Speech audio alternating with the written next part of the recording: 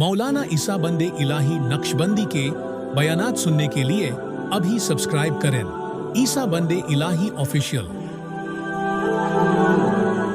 ख्वाजा निज़ामुद्दीन औलिया रहमतुल्लाह अलैह के बारे में आता है कि वो कहने लगे कि मैं एक मर्तबा अपने घर में दाखिल हुआ।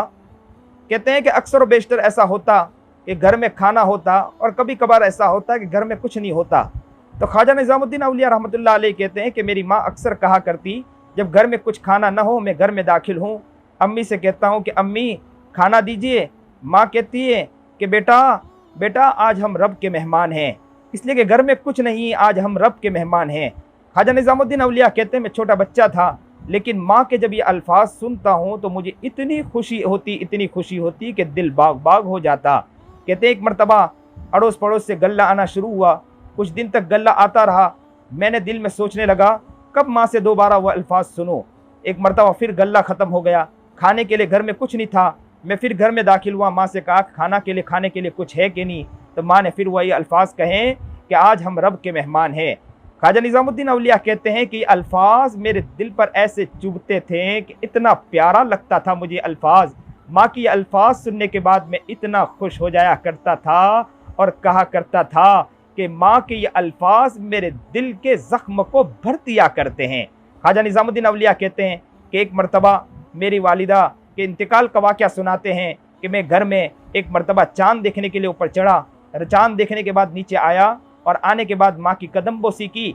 माँ की कदम बोसी करने के बाद माँ से कहा कि माँ मुझे दुआ दे दीजिए। जैसे ही दुआ के लिए कहा तो माँ ने कहा कि बेटे इस बार तो आप दुआ ले लोगे, आने वाले महीने चाँद देखने के बाद दुआ ले सकोगे।